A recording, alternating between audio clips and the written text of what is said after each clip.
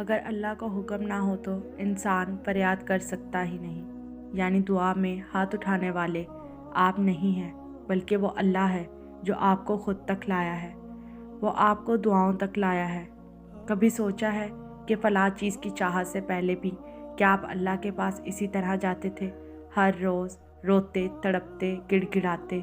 کیا پہلے بھی اسے اسی طرح مناتے تھے، صبح و شام؟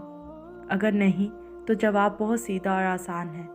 اللہ آپ کے اور اپنے درمیان ملاقات کے بہانے بنا رہا ہے تاکہ آپ اس سے ملنے جائیں، چاہے کوئی بھی آس دل میں لیے، کیونکہ وہ تو آپ کا اپنی طرف آنا دیکھتا ہے، پھر چاہے غرض کوئی بھی ہو۔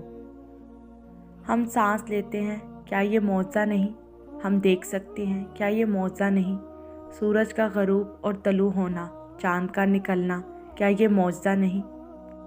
کیسے اور جن مقامات پر اللہ تعالیٰ آپ کو گرنے سے تھام لیتا ہے اور آپ کو خبر بھی نہیں ہوتی، کیا یہ معجزہ نہیں؟ دعاؤں سے مجھے ہمیشہ ہی محبت رہی ہے۔ دعائیں ہیں تو آج میں اس مقام پر ہوں۔ دعائیں انسان کو وہاں پہنچا دیتی ہیں جہاں کوششیں بھی فائدہ نہیں دیتی۔ دعاؤں نے ہی مجھے ان چیزوں سے دور رکھا جن کا آج میری زندگی میں ہونا تکلیف کا باعث ہوتا۔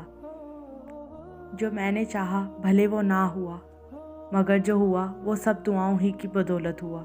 اگر ہم یہ کہتے ہیں کہ دعائیں قبول نہیں ہوتی تو یہ دعاؤں کی توہین ہوتی ہے۔ یہ دعائیں ہی تو ہیں جو ہم دونوں پاؤں پر کھڑے ہو کر دنیا کو دیکھ سکتے ہیں۔ آپ یقین رکھیں کہ دعائیں نصیب سے بھی لڑ جاتی ہیں، یہ دنیا سے ٹکرا جاتی ہیں، اور وہ سب آپ کو دے جاتی ہیں جس کا آپ نے کبھی گمان بھی نہیں کیا ہوتا۔